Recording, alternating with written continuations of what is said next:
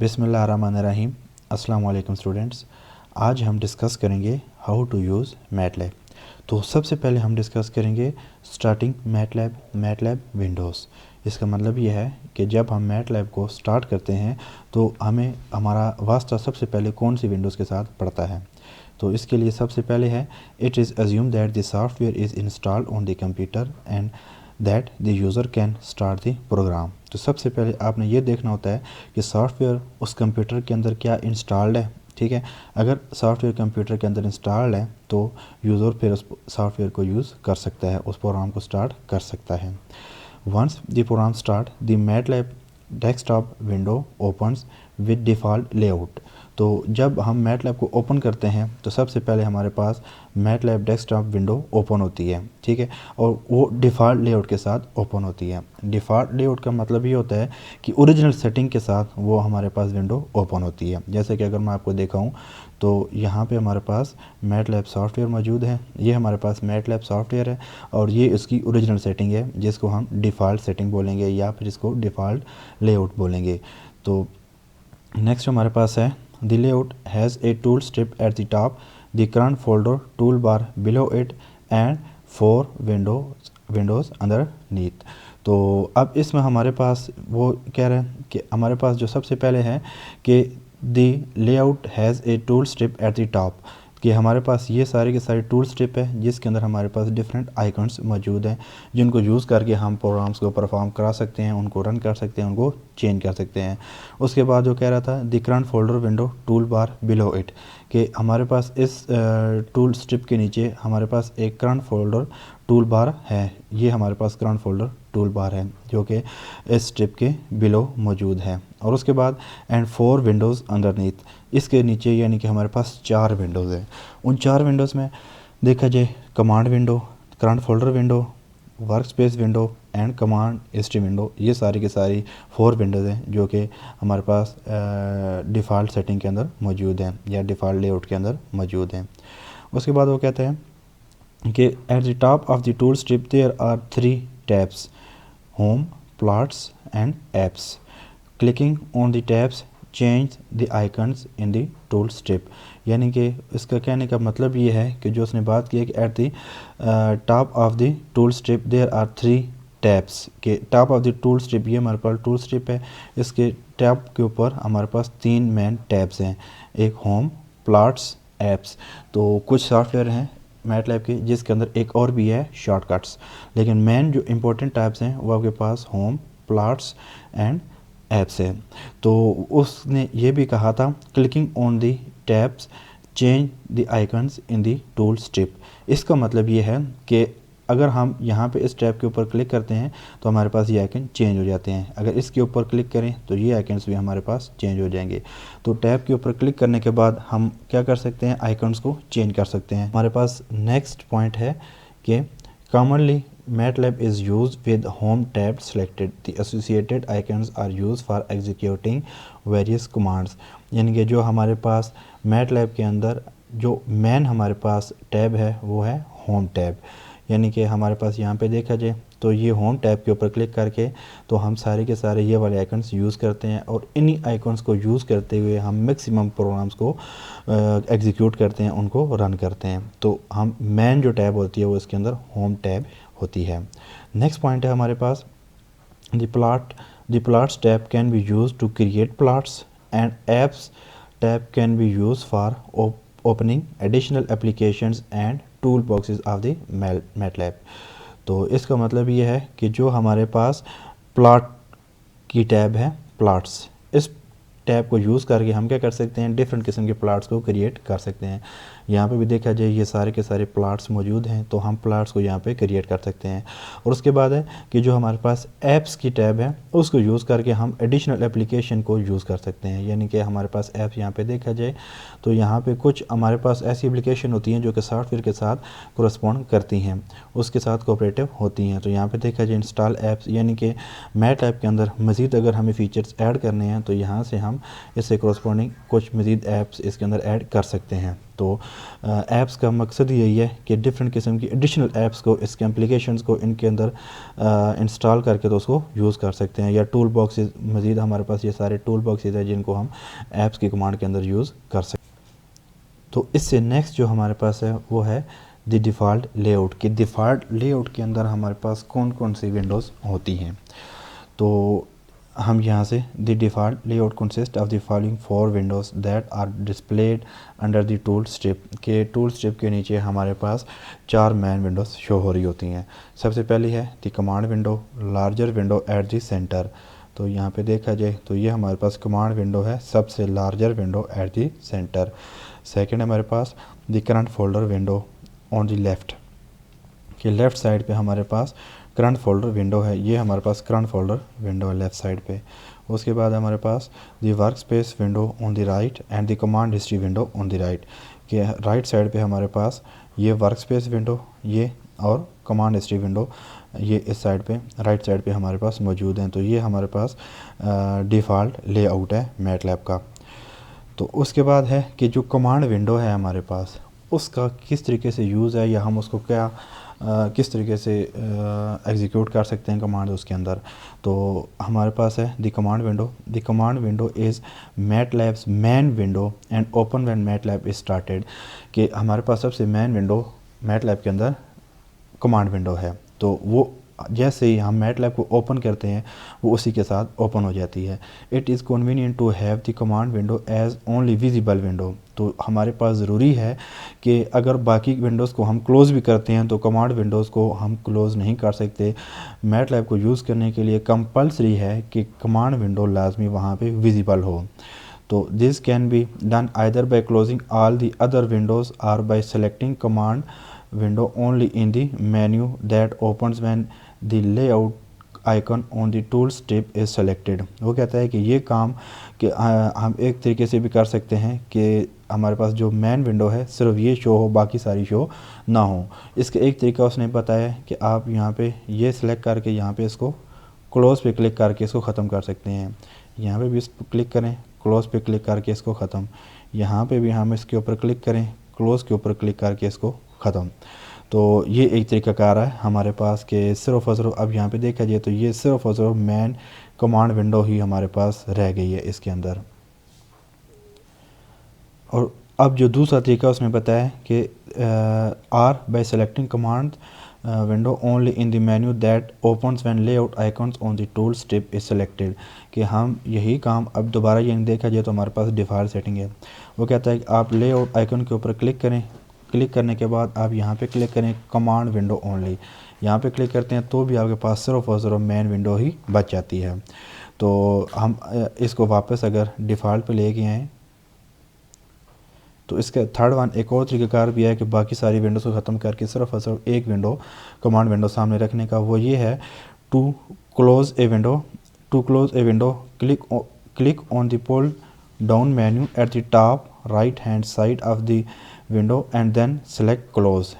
तो यहाँ पे इसका कहने का मतलब ये है कि टॉप से आप इसको पकड़ें, यहाँ पे इसके ऊपर क्लिक करें और इस क्लिक करने के बाद यहाँ पे इसको छोड़ दें तो ये ओपन हो जाएगी। फिर यहाँ पे क्रॉस को ऊपर क्लिक करें और ये ख़त्म हो जाएगा। इसको भी यूँ पकड़ें और साइड पे ले आके छोड़ दें और यहाँ पे क्रॉस पे क्लिक करें और ये भी ख़त्म। यहाँ पे इसको पकड़ें और यहाँ पे आके छोड़ दें और क्रॉस के ऊपर क्लिक करें तो ये भी ख़त्म। तो ये 3 मेन तरीके थे कि हम जिस तरीके से सिर्फ और सिर्फ जो कमांड विंडो है उसको मेन विंडो को ही यहाँ पे रख सकें, बाकी सारी विंडोज़ को क्लोज़ कर दें। तो मैं दोबारा से रिपीट करता हूँ, ये हमारे पास डिफ़ॉल्ट पहला मेथड ये है कि यहाँ पे क्लिक करें और क्लोज़, यहाँ पे क्लिक करें और यहाँ पे क्लोज़, फिर अगेन यहाँ पे क्लिक करें और यहाँ पे क्लोज़। तो ये हमारे पास सिर्फ मेन विंडो रहेगी। और दूसरा तरीक़ाकार हमारे पास ये है, अगर आपके पास इस तरीके से ये डिफ़ॉल्ट लेआउट है, आप लेआउट के आइकन के ऊपर क्लिक करें और यहाँ पे कमांड विंडो ओनली के ऊपर क्लिक करें तो भी आपके पास सिर्फ कमांड विंडो ही रह जाएगी। और जो थर्ड वन मेथड था वो ये वाला था, अगर डिफ़ॉल्ट सेटिंग है आपके पास तो आप इसको यहाँ से क्लिक करें, परमानेंट क्लिक करके यहाँ पे आके छोड़ दें तो ये आ जाएगा ओपन, और यहाँ पे क्रॉस पे क्लिक करें तो ख़त्म। इसको भी यही तरतीब से यहाँ पे लेके आएँ, क्रॉस पे क्लिक करें और ख़त्म। इसको भी यही काम करें, यहाँ पे लेके आएँ और क्रॉस के ऊपर क्लिक करें तो ख़त्म। ये 3 तरीके हैं कि हम सिर्फ और सिर्फ कमांड विंडो को मेन विंडो के ऊपर रख सकते हैं और इसको इस तरतीब से यूज़ कर सकते हैं। तो ये हमारे पास कुछ फंक्शन थे कमांड विंडो के। नेक्स्ट हमारे पास है द करंट फोल्डर विंडो। तो करंट फोल्डर विंडो का काम क्या होता है? The current folder is a reference location that MATLAB uses to find files. इसका मतलब यह है कि हम मैटलैब के अंदर जो भी प्रोग्राम को लिखते हैं, प्रोग्राम को लिखने के बाद जब हम प्रोग्राम को रन करते हैं तो वो प्रोग्राम की जो फाइल है वो करंट फोल्डर विंडो के अंदर सेव हो जाती है। जैसे कि अगर मैं आपको एग्जांपल दूं तो हमने यहाँ पे कुछ प्रोग्राम्स लिखे हुए हैं। यहाँ पे अगर फ़र्ज़ कर लें कि हमने यहाँ पे एक प्रोग्राम लिखा हुआ है, इसके ऊपर अगर डबल क्लिक करें तो ओपन हो जाएगा। इसका मतलब यह है कि किसी टाइम के ऊपर हमने ये प्रोग्राम लिखा था, लिखने के बाद जब हमने इसको रन किया था तो वो ऑटोमेटिकली करंट फोल्डर विंडो के अंदर सेव हो जाती है फाइल। ये सारी फाइल्स हमारे पास करंट फोल्डर विंडो के अंदर सेव हैं। इसका मतलब ये होगा कि हम जितने भी प्रोग्राम्स को रन करेंगे, रन करने के बाद हमारे पास जो प्रोग्राम है वो करंट फोल्डर विंडो के अंदर सेव हो जाएगा। तो ये मेन काम है करंट फोल्डर विंडो का। This folder is some time refer to as current dictionary directory, current working folder और प्रेजेंट वर्किंग डायरेक्टरी। तो ये सारे नाम है हमारे पास करंट फोल्डर विंडो के। उसके बाद हमारे पास है the workspace window. The workspace browser shows the name of each variable, it value, its array size, its size in bytes and the class. यानी कि इसका मतलब ये है कि मैटलैब को जब भी हम यूज़ करते हैं तो फ़र्ज़ कर लेते हैं कि यहाँ पे अगर हम कुछ वेरिएबल्स को असाइन करते हैं,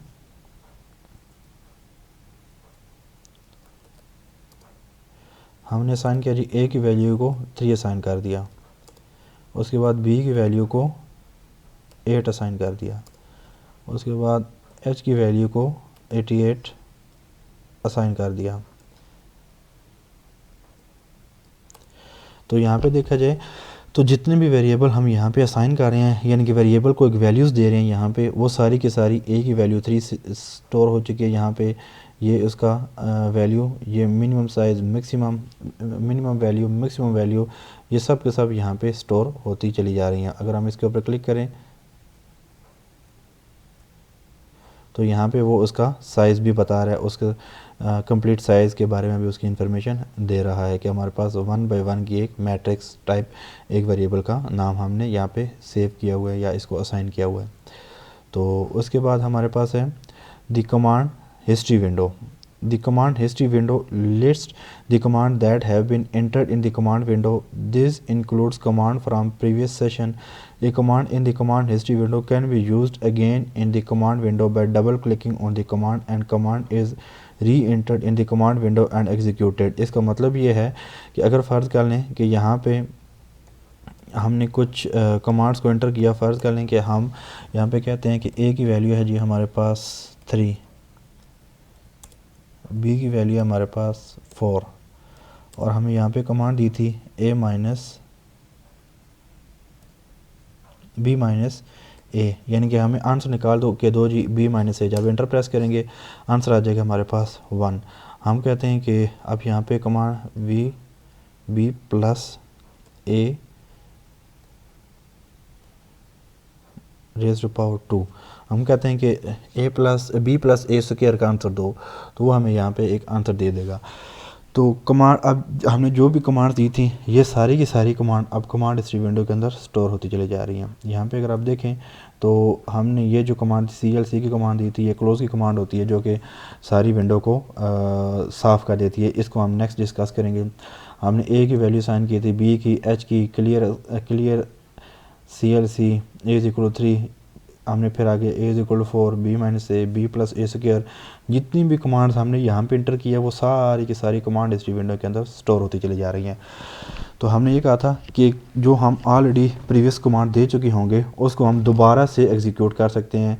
कैसे कि अगर हम इसके ऊपर डबल क्लिक करें तो वो कमांड हमारे पास यहाँ पे ऑटोमेटिकली एग्जीक्यूट हो जाएगी, या फिर हम अप एरो की जो है उसको प्रेस करें, अप एरो को, तो ऑटोमेटिकली जो प्रीवियस कमांड है उसको ले आएगा यहाँ पे। यानी कि ये हम अप एरो की कीबोर्ड के ऊपर प्रेस करें तो पहले हमारे पास जो लेटेस्ट कमांड थी बी माइनस ए वो आ गई, उसके बाद बी प्लस ए स्क्वायर थी वो आ जाएगी, फिर उसके बाद नेक्स्ट हमारे पास b माइनस ए है वो कमांड आ जाएगी। तो हम प्रीवियस सारी की सारी कमांड को रिकॉल कर सकते हैं बाय अप एरो की on the keyboard from keyboard.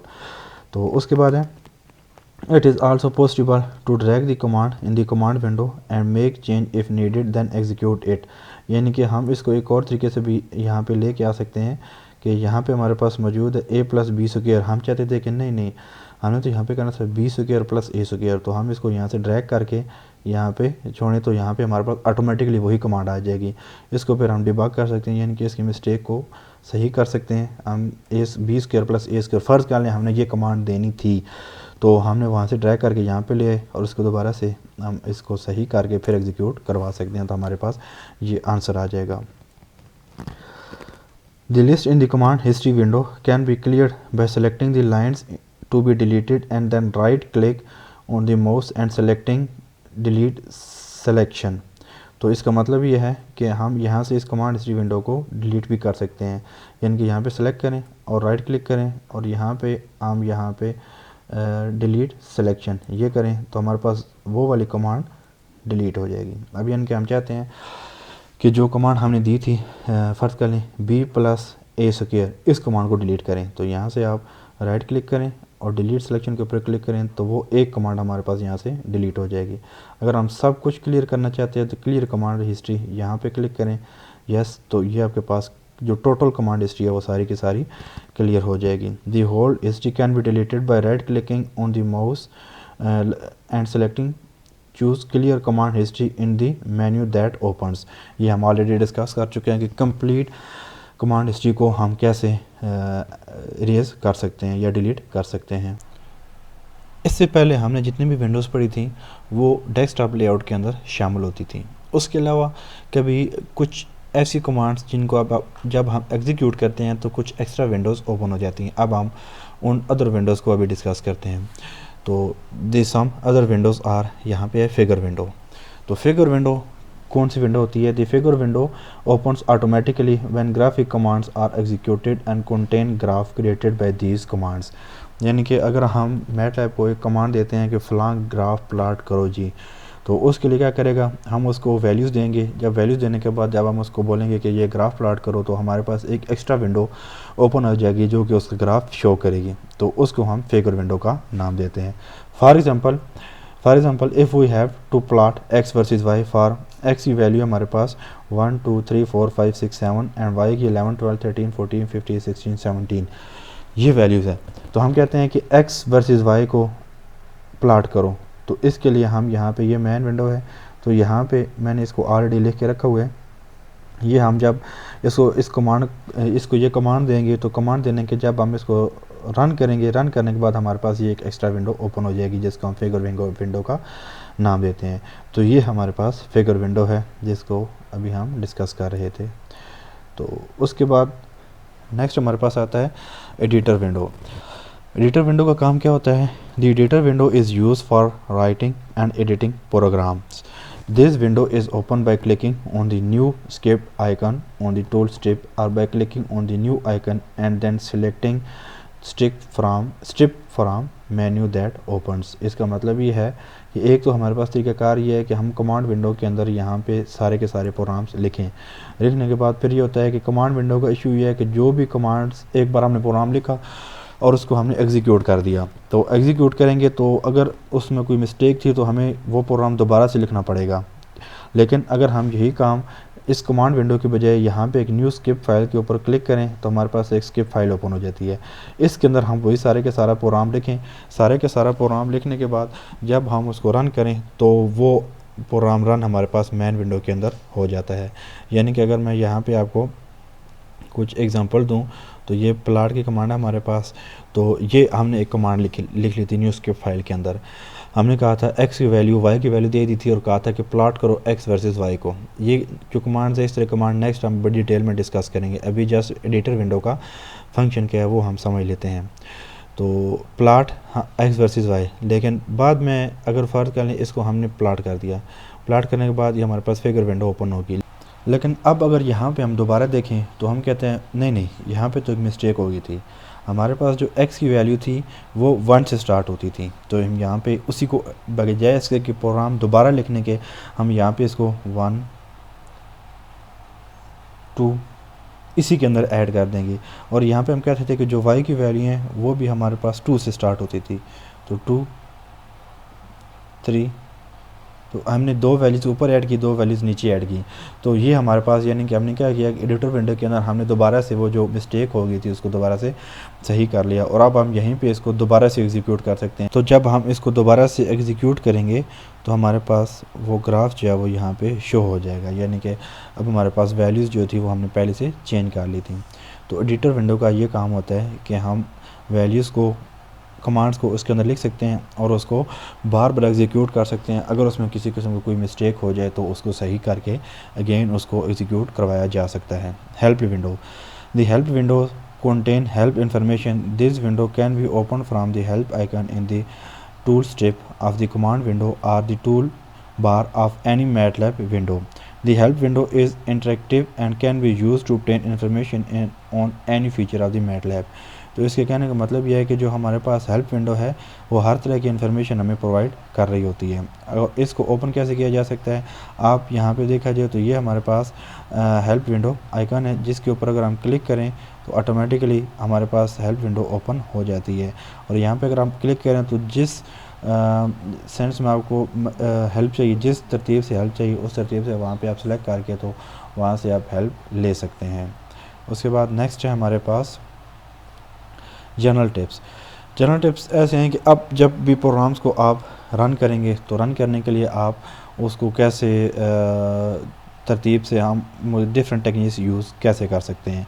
तो जनरल टिप्स है, when MATLAB is started for the first time the screen look like that as shown in the video, कि जैसे ही हम MATLAB को फर्स्ट टाइम ओपन करेंगे तो जिस तरह की स्क्रीन आपको यहाँ पे नज़र आ रही है इस तरह की स्क्रीन फर्स्ट टाइम ओपन हो जाएगी। तो उसके बाद है, for the most beginner it is probably more convenient to close all the windows except the command window. तो वो कहता है कि बिगिनर्स के लिए लाजमी थोड़ा सा आसान हो जाएगा अगर हम बाकी सारी विंडोज़ को यहाँ से क्लोज़ कर दें, यानी current folder window, work space window, command history window सबको क्लोज़ कर दें और सेंटर में हमारे पास सिर्फ कमांड विंडो रह जाए, तो बिगिनर्स के लिए थोड़ा सा ईजी रहेगा समझने में। To close windows can be reopen by selecting them from the layout icon in the tool strip.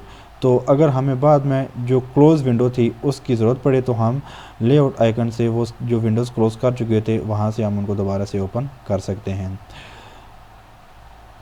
The various windows in figure 1.1 are docked to the desktop. A window can be undocked, become a separate independent window by dragging it out. An independent window can be redocked by clicking on the pull down menu at the top right hand side of the window and then by selecting dock। यानी कि वो ये कहता है कि आपके पास जो बाकी सारी विंडोज़ हैं इनको अगर आप क्लोज़ कर देते हैं यहाँ से, आपके पास यहाँ से अनडॉक करेंगे तो वो यहाँ पे साइड पे आ जाएगा, यहाँ से आप फिर आप इसको क्लोज़ कर सकते हैं। यहाँ से भी राइट क्लिक अनडॉक तो वो साइड पे आ जाएगा, यहाँ से आप इसको क्लोज़ कर सकते हैं, या फिर आप इसको ड्रैग करके साइड पे लेके आ सकते हैं और फिर यहाँ से आप इसको क्लोज़ कर सकते हैं। तो दूसरा आपके पास अगेन एक और तरीका ये भी है कि लेआउट, डेस्कटॉप लेआउट के ऊपर क्लिक करें, जो आपको ख़त्म करना है यहाँ पे उसके ऊपर क्लिक करते रहें तो वो ख़त्म हो जाएगा। यहाँ से अगेन आप वर्क स्पेस चाहते हैं कि ये वाली भी ख़त्म हो जाए तो वर्क स्पेस के ऊपर ख़त्म करें तो वो भी ख़त्म हो जाएगा। अगर आप यहाँ से चाहते हैं कि आपके पास जो विंडोज़ आप ख़त्म करना चाहते हैं वो सारे ख़त्म हो जाएं तो वो सारी यहाँ से ख़त्म हो सकती है। आप चाहते हैं कि टूल स्ट्रिप ख़त्म हो जाए तो वो वहाँ से टूल स्ट्रिप ख़त्म हो जाएगी। तो इसके लिए अब हम यहाँ से चाहते हैं कि डिफ़ॉल्ट सेटिंग दोबारा से आ जाए, तो ये हमारे पास डिफ़ॉल्ट सेटिंग सारी की सारी दोबारा से वापस आ गई। तो ये चंद जनरल टिप्स थे जो कि हम यहाँ पे यूज़ करने होते हैं। Working in the command window, the command window के अंदर हम कैसे वर्क कर सकते हैं। The command window is MATLAB main window and can be use for executing command, opening other windows, running program written by user and managing the software.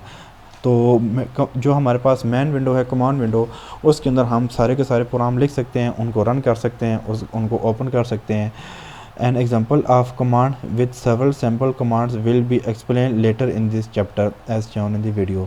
यानी कि हम क्या करेंगे कि इसके अंदर जितना भी काम हो रहा है, किस तरतीब से काम होगा, तो हम इन्हीं लेक्चर्स के अंदर साथ साथ डिस्कस करते रहेंगे कि कमांड विंडो के अंदर हम किस तरतीब से कमांड्स को लिख सकते हैं और उनको एग्जीक्यूट कर सकते हैं।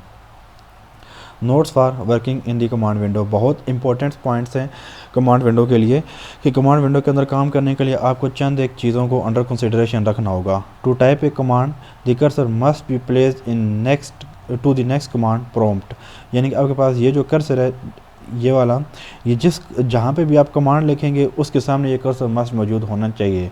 यानी कि यहाँ पे अगर देखा जाए तो हम a = 6 हम यहाँ पे असाइन कर रहे हैं, तो ये प्रॉम्प्ट यहाँ पे मौजूद है। ठीक है, जब हम इंटर प्रेस करेंगे तो वो ऑटोमेटिकली नेक्स्ट लाइन पे ऊपर आ जाएगा। इसका मतलब है कि जहाँ पे ये कर्सर मौजूद होता है वहाँ पे सिर्फ और सिर्फ आप कमांड को क्या कर सकते हैं, लिख सकते हैं। Once a command is type and enter key is pressed the command is executed. However, only the last command is executed. Every executed previously the might be still displayed is unchanged. इसका मतलब ये है कि फ़र्ज़ कर लें कि यहाँ पे हमने several कमांड दी हुई हैं, जैसे कि अगर a = 6, b = 5, v = 7, तो हम यहाँ पे एक कमांड देते हैं कि a - v, एक कमांड दे दी। उसके बाद हम कमांड देते हैं a + b, दूसरी कमांड। उसके बाद हम कमांड देते हैं कि फ़र्ज़ कर लें कि a³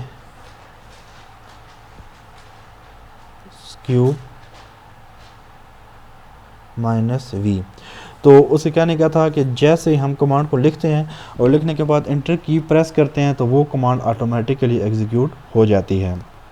तो और सिर्फ वो कमांड एग्जीक्यूट होती है जो कि लास्ट पे लिखी हुई हो। प्रीवियसली सारी की सारी कमांड्स सेम रहती हैं, किसी किस्म की चेंज उनके अंदर नहीं आता। Previous command remain unchanged. तो यहाँ पे यानी कि हमने लास्ट के ऊपर एक कमांड लिखी हुई है, जब हम इंटर की प्रेस करेंगे तो वह सिर्फ और सिर्फ इसको एग्जीक्यूट करेगा। इसको एग्जीक्यूट करके आंसर दे देगा, प्रीवियस कमांड्स को किसी किस्म का कोई टच नहीं करेगा। तो यहाँ पे देखा जाए तो सिर्फ और सिर्फ लास्ट वाली कमांड हमारे पास एग्जीक्यूट हुई है। Several commands can be typed in the same line. This can be done by typing a comma between the command. When enter key is pressed, the commands are executed in order from left to right. वो कहता है यहाँ पे हमने क्या किया था कि हमने एक ये कमांड दी, एक ये कमांड दी, उसके बाद हमने एक ये कमांड दी, तो हमने अलग अलग लाइन के ऊपर ये कमांड दी। वो कहता है कि आप ये सारी की सारी कमांड्स एक ही लाइन के अंदर दे सकते हैं, लेकिन इसके लिए क्या है कि आप हर कमांड के साथ हर कमांड को पुट करने के बाद आप कामा वहाँ पे पुट करेंगे। यानी कि अगर हम फ़र्ज़ कर लेते हैं कि यहाँ पे लिखते हैं a - v, नेक्स्ट लाइन जाने के बजाय हम यहाँ पे कामा पुट कर देते हैं। उसके बाद हम यहाँ पे लिखते हैं a + b, उसके बाद कामा, उसके बाद हम यहाँ पे a³ - v पुट कर देते हैं। तो ये सारी की सारी कमांड्स हमने क्या कर दी, एक लाइन के ऊपर लिख दी हैं। उसने बोला था कि यहाँ पे लेफ़्ट टू राइट इसको एग्जीक्यूट करेगा। पहले a - v का आंसर देगा, यानी कि यहाँ पे वो आंसर आया था -1, फिर a + b का 11, फिर a³ - v का जो कि इस साइड पे उसका 209। तो यहाँ पुट करें तो सबसे पहले -1, सबसे पहले आपके पास आंसर में -1, उसके बाद a + b के लिए 11, उसके बाद इसके लिए आपके पास 209 आंसर आया था। तो ये फ्रॉम लेफ़्ट टू राइट उसने सारी की सारी कमांड्स को एग्जीक्यूट किया है। It is not possible to go back to a previous line that is display in the command window, make a correction and re-execute the command। यानी कि हमारे पास मुश्किल नहीं है कि हम प्रीवियस कमांड को रिकॉल कर सकें, ऐसा यहाँ पे पॉसिबल है। तो ऐसा पॉसिबल कैसे हमारे पास ए previously typed command can be recalled to the command prompt with the help of arrow की, यानी कि ये जो अप एरो की है कीबोर्ड के ऊपर, आप इसको एक बार प्रेस करेंगे तो एक कमांड ऊपर जाएगा, दो बार प्रेस करेंगे तो वो 2 कमांड्स ऊपर जाएगा। When the command is displayed at the command prompt, it can be modified if needed and then executed।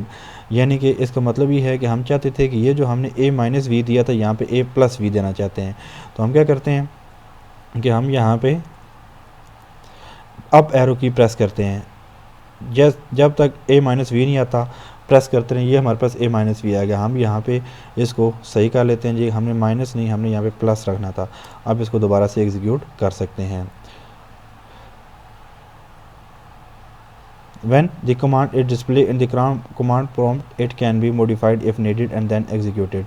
The down arrow key, ये जो हमारे पास down arrow है, can be used to move down the list if of previously typed commands.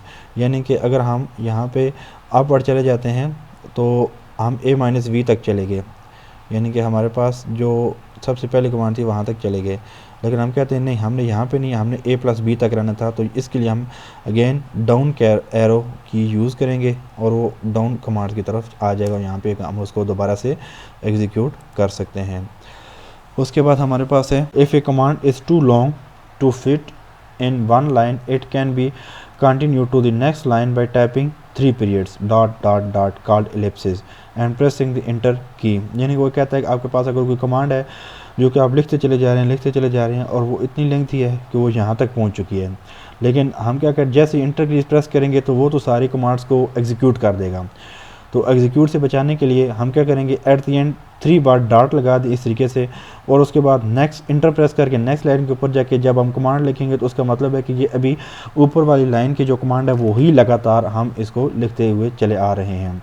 Command can be continued line after line up to total 4096 character, यानी कि इतने characters एक command के लिए हम लिख सकते हैं। यानी कि अगर हमारे पास कमांड इतनी लेंथी है कि एक लाइन के अंदर कंप्लीट होगी, फिर हमने 3 डॉट लगा के नेक्स्ट लाइन के अंदर आ गए, फिर हमारे पास वो लाइन कंप्लीट होगी, फिर हम डॉट लगा के नेक्स्ट लाइन के अंदर आ गए, तो टोटल एक कमांड के अंदर हम 4096 कैरेक्टर लिख सकते हैं।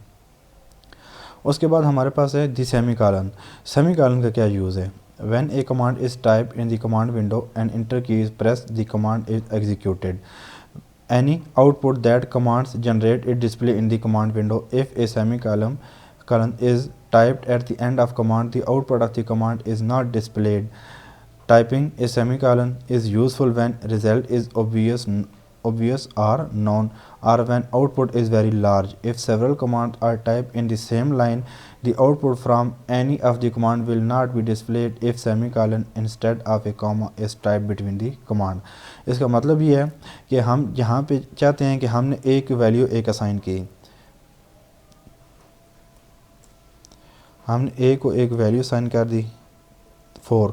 अब हम जब इंटर प्रेस करेंगे तो वो नीचे आ जाएगा, ठीक है। लेकिन इसी के बजाय हम क्यों ना काम करें कि यहाँ पे हम एक नए तरीके से वैल्यूज असाइन करते हैं कि a इज़ इक्वल टू 3 हमने साइन करके सेमीकोलन लगा दिया। अब देखा जाए तो वर्क स्पेस के अंदर कोई वैल्यू सेव नहीं है। जैसे आप इंटर प्रेस करेंगे वो इसकी वैल्यू शो नहीं करेगा, लेकिन वर्क स्पेस के अंदर a की 3 वैल्यू वो सेव कर लेगा।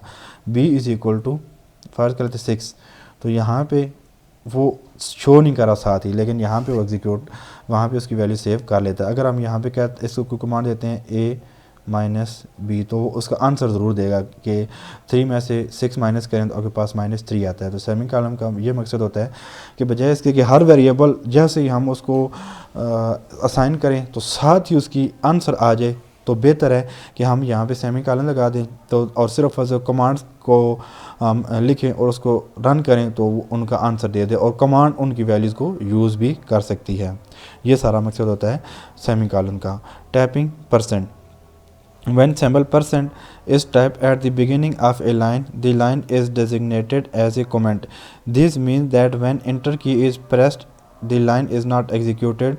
The % character followed by the text comment can also be typed after a command in the same line. This has no effect on the execution of command. इसका मतलब ये है कि हम यहाँ पे फ़र्ज़ कर लें कि हमने एक हमारे पास फ़र्ज़ कर लेते हैं कि एक सफ़ियर है, उसका हमने क्या करना जी, वॉल्यूम फाइंड करना है।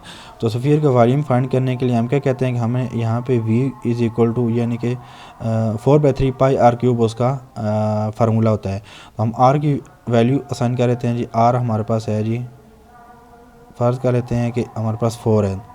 तो अब यहाँ पे 4/3 पाई r³, तो हमने r की जो वैल्यू साइन की है। अब हमें कैसे याद रहेगा कि r क्या था? हम यहाँ पे अगर % साइन लगा देते हैं और साथ में लिख देते हैं where r is radius of sphere. तो उसके बाद एंटर प्रेस करते हैं तो ये कमेंट सेम एज इट ऐसे ही लिखा रहेगा, बल्कि ऐसे ही लिखा रहेगा। जो कमांड विंडो है किसी किस्म की एरर शो नहीं करेगा। तो फिर अब यहाँ से हम इसके लिए लिख सकते हैं कि जो वी होगा वो क्या होगा जी, वी हमारे पास होगा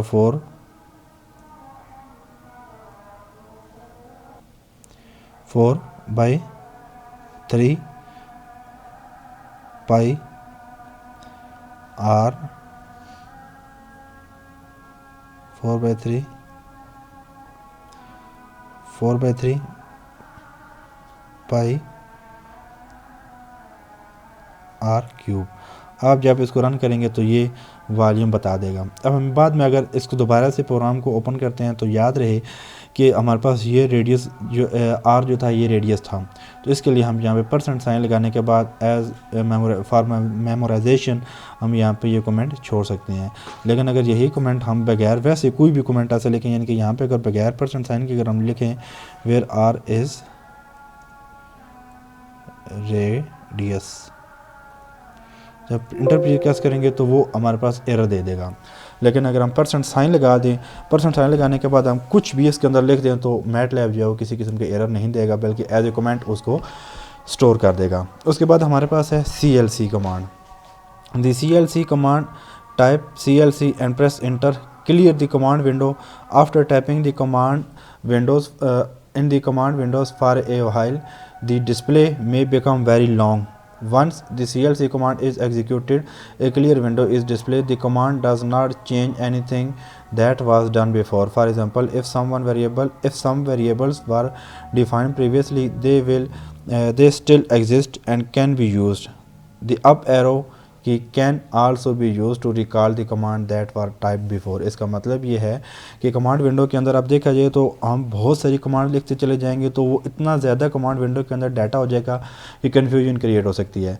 तो हम चाहते हैं कि ये जो कमांड विंडो है ये क्लियर हो जाए, लेकिन जो वेरिएबल्स हमने साइन किए थे या जो हमने उसके ऊपर कमांड दी थी वो वहाँ पर सेव रहें, वो किसी किस्म के डिलीट ना हो। तो हम यहाँ पर CLC की कमांड दे के इंटर प्रेस करें तो कमांड विंडो हमारे पास क्लियर हो जाएगी।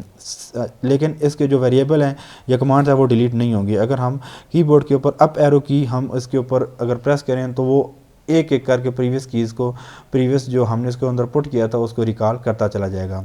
तो अगर हमें वॉल्यूम की वैल्यू दोबारा चाहिए तो यहाँ पे मैंने 3 बार ऊपर इसको प्रेस किया तो आपके पास वॉल्यूम की वैल्यू आ जाएगी, यानी कि प्रीवियस सारे के सारा डाटा इसके अंदर स्टोर रहेगा और वो किसी किस्म का डिलीट नहीं होगा।